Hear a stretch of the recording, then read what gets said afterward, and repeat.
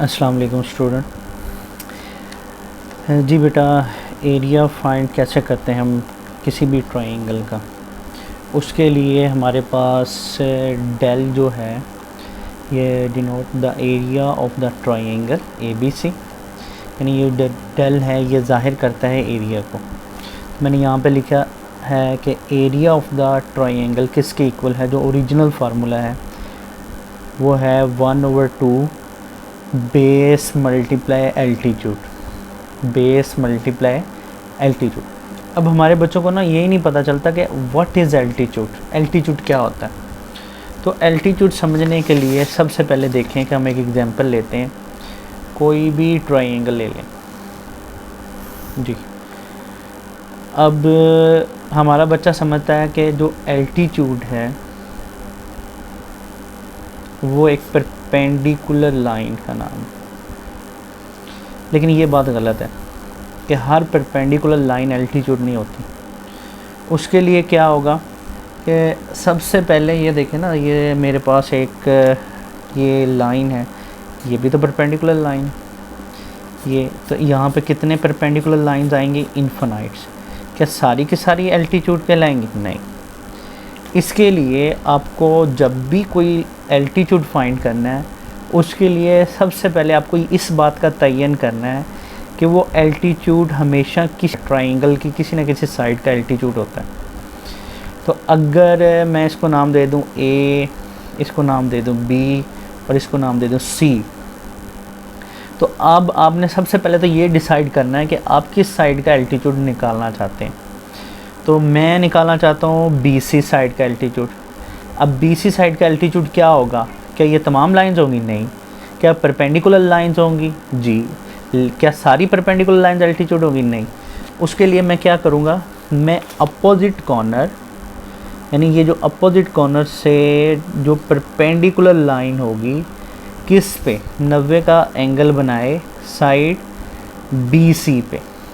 अब ये तो तमाम ये जो दूसरी लाइन थी, ये जो छोटी छोटी मैंने बनाई हैं, ये सारी 90 का एंगल बना रही थी BC के साथ, लेकिन ये सारी की सारी अपोजिट कॉर्नर से ड्रा नहीं थी।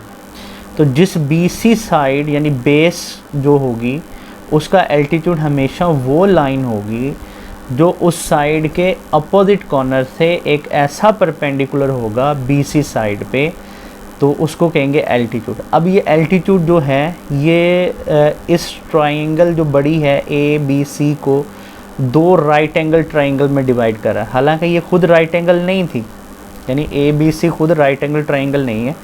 तो ये एक आपके पास आ गई AB, इसको मैं नाम D का दे दूं, और दूसरा ADC। तो ये हमारे पास दो राइट एंगल ट्रायंगल आ गई। यानी एक बात तो तय होगी क्या, कि हर राइट एंगल ट्रायंगल में जो परपेंडिकुलर लाइन है, हर राइट एंगल ट्रायंगल में जो ये अगर मैं इसको थीटा मान लूँ, ये 90 डिग्री होगा। ये मेरे पास A, B और C है। तो ये BC मेरे पास क्या है? परपेंडिकुलर है किस पर? AB पर। और थीटा के सामने हमेशा क्या होता है? परपेंडिकुलर। तो ये एक ऐसी ट्रायंगल है जहां अल्लाह पाक हमें बना बनाया एल्टीट्यूड दे देता है। अपोजिट कॉर्नर से जो भी परपेंडिकुलर लाइन आती है बेस पे वो एक शॉर्टेस्ट डिस्टेंस रखती है। यहाँ पे जो शॉर्टेस्ट डिस्टेंस था वो AD का था। हालांकि ये ABC जो ट्रायंगल है ये राइट ट्रायंगल नहीं है, ये ऑब्लिक ट्रायंगल है। इसमें मेरा बच्चा को पता होता है कि BC आपके पास जो है ये एल्टीट्यूड है और AB क्या है? बेस है। यहाँ पे हमें पता नहीं होता, यहाँ पे हमें सबसे पहले बेस कंसीडर करनी होती है कि हमारे पास बेस अगर BC है तो हमें एल्टीट्यूड ड्रॉ करना पड़ता है। तो अपोजिट कॉर्नर से जो शॉर्टेस्ट डिस्टेंस AD है, दिस इज़ द एल्टीट्यूड। अब जो एरिया का फार्मूला है यहाँ पे अगर देखें तो हमारे पास राइट एंगल ट्रायंगल, अगर इसको इस्तेमाल करूँगा तो बहुत ईजी है। बेस हमारे पास AB आ जाएगी और एल्टीट्यूड जो हमारे पास है वो BC आ जाएगा। लेकिन ये एरिया किसका फाइंड होगा बेटा? ये एरिया क्या होता है? ये जो हमारे पास ये जो एरिया है, यहाँ जो जगह अगर मैं इसको खेत मान लूँ तो यहाँ पे जो हम अनाज उगाते हैं ये सारे का सारा एरिया है। तो यहाँ इसका जो ABC ट्रायंगल का एरिया क्या होगा? इसके अंदर तमाम ये जो अनाज हम यहाँ लगाएंगे तो ये एरिया है। अब ये सारा एरिया फाइंड करने के लिए किसका कमाल है जी, बेस मल्टीप्लाई एल्टीट्यूड। इसमें बेस क्या है जी, ज़रा देखें 1/2 जी, बेस हमारे पास BC है और एल्टीट्यूड हमारे पास क्या है जी, AD है। इसमें एक बात का ख्याल रखना आपने, यानी अगर एक ट्राइंगल है हमारे पास ABC, BC प्रेजेंट है, तो यहाँ पे देखें जो अपोजिट होगा वो ऑटोमेटिकली पता चल जाएगा A है, यानी ABC ट्राइंगल में अब BC तो प्रेजेंट आ गए, ये बेस हो गया, और ये अपोजिट कॉर्नर क्या हो गया A। यहाँ से जो AD this is the perpendicular, and ऐसा परपेंडिकुलर जो अपोजिट कॉर्नर से बेस पे, उसको एल्टीट्यूड कहते हैं। अच्छा जी, यहाँ पे एक बात मैं समझाना चाहता हूँ। हमारे पास एक बॉक्स है, बॉक्स के ऊपर एक फोर्स लग रही है F।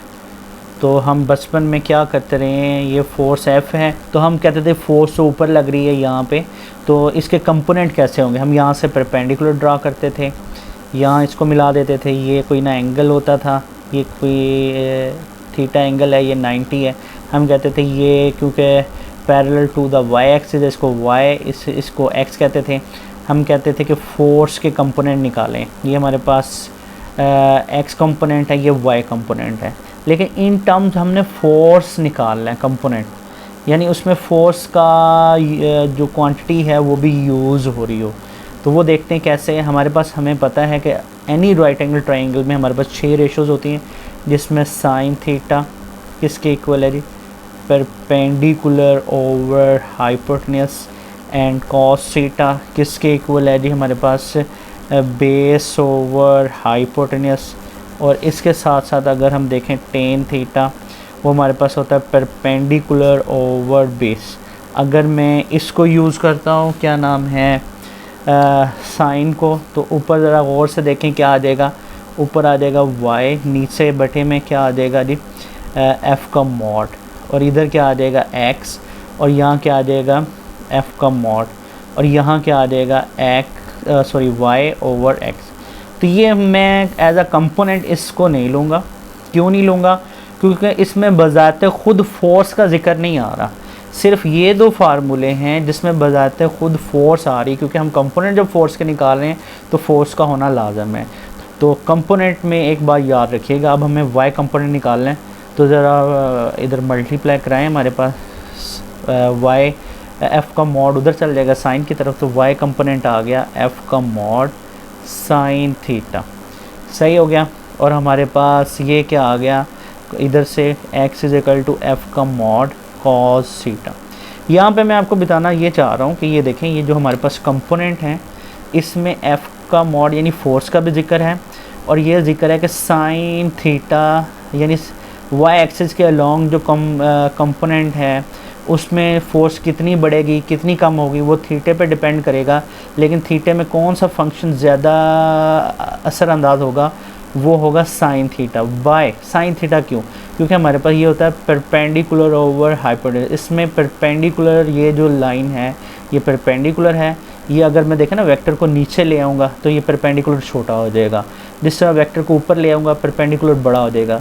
तो इसमें जो असरअंदाज कर रहा है वो परपेंडिकुलर कर रहा है। इसी तरह कॉज में जो असरअंदाज करेगा वो बेस करेगा। तो बेस किसके इक्वल है, एफ का मॉड कॉस थीटा। तो ये चीज़ें आपको पता होनी चाहिए कि हम किसी भी फोर्स के कंपोनेंट बना सकते हैं। अगर मैं आपको कहूँ ये फोर्स एफ़ की बजाय आर हो हमारे पास, तो हम क्या कंपोनेंट कैसे बनाएंगे, ज़ुबानी बताएं ज़रा।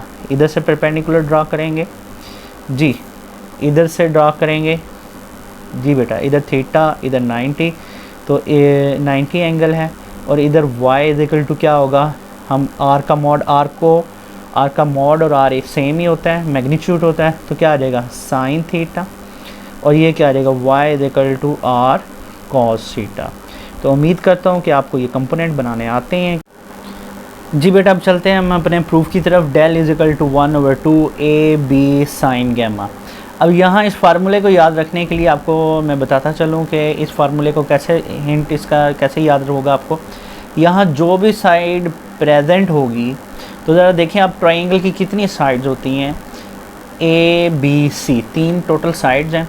यहाँ पे कौन सी प्रेजेंट है, A और B प्रेजेंट है। जब A और B साइड प्रेजेंट हैं तो एब्सेंट कौन सी होगी, C। तो सी के अपोजिट जो एंगल है हमारे पास वो है गैमा, तो साइन गैमा यहाँ पे आएगा।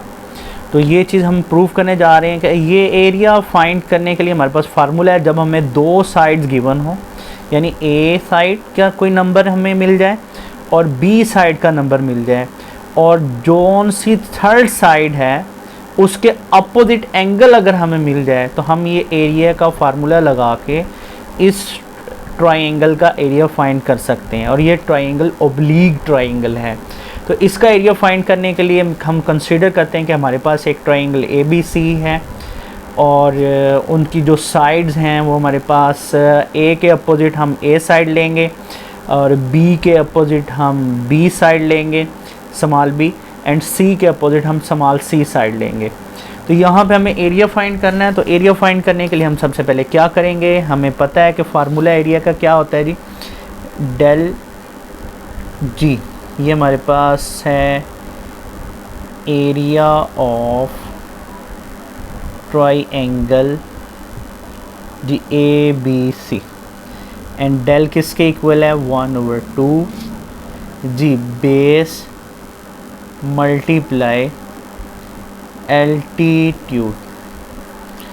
अब बेस हमारे पास मैंने तो हम यहाँ कंसीडर करूँगा बी सी, और बी सी जो हमारे पास क्या नाम है बेस है, उसके अगर अपोजिट देखें कॉर्नर ए है, वहाँ से एक एल्टीट्यूड ड्रॉ करते हैं हमारे पास। तो यहाँ से एक एल्टीट्यूड ड्रॉ, ये देखें, तो ये राइट एंगल ट्राइंगल बन गई हमारे पास 90 डिग्री। तो इसको नाम ए डी का दे देते हैं। तो यहाँ पे हम नाम लिखते हैं कि del is equal to 1/2 base हमारे पास बी सी है, और एल्टीट्यूड हमारे पास क्या है ए डी एल्टीट्यूड है। अब इनकी वैल्यूज़ फाइंड करनी है। वैल्यूज़ हमारे पास कैसे फाइंड होंगी, इसको क्वेश्चन नंबर 1 कह दें, और फ्रॉम जी हमारे पास राइट ट्राइंगल जी ए डी सी। मैंने अभी आपको कहा था कंपोनेंट्स कैसे बनाते हैं, तो कंपोनेंट्स मुझे सारे दोनों नहीं चाहिए, हमारे पास सिर्फ ए डी है। ये एक right angle triangle A D C, यानी इसका जो राइट एंगल ट्राइंगल है इसका मुझे ये वाला कंपोनेंट्स चाहिए, एल्टीट्यूड चाहिए। उसके लिए आपको पता है कि क्योंकि ये आपके पास पैरेलल टू वाई एक्सिस है, तो ये कौन सा रेशो लगेगी, साइन एंगल हमारे पास थीटे की बजाय गैमा है, क्योंकि गैमा के सामने 90 यानी परपेंडिकुलर होता है। तो sine gamma is equal to जी परपेंडिकुलर ओवर हाइपोटेन्यूज। तो परपेंडिकुलर की वैल्यू हमारे पास क्या है जी ए डी, और हाइपोटेन्यूज की वैल्यू क्या है 90 डिग्री के सामने हाइपोटेन्यूज होता है, वो हमारे पास है जी ए सी।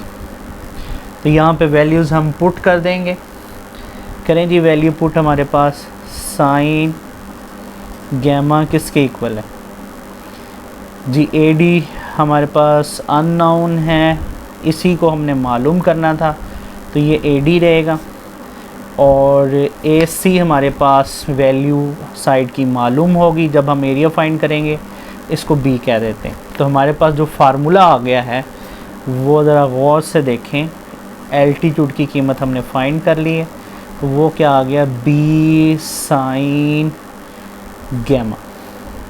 सही हो गया जी, ये हमारे पास एल्टीट्यूड है। पुट कर दें क्वेश्चन नंबर 1 में, पुट ए डी जी is equal to B sine gamma in equation 1। तो डेल हमारे पास क्या आ जाएगा, ज़रा देखें 1/2। अब मुझे बताया ना ज़रा बी सी हमारे पास क्या है, बी सी हमारे पास है जो साइड ए की वैल्यू है, तो यहाँ हमारे पास बी सी की बजाय मैं ए लिखूँगा, और एल्टीट्यूड की जगह क्या लिखूँगा बी साइन गैमा। तो ये हमारे पास प्रूव हो गया एरिया ऑफ द ट्राइंगल।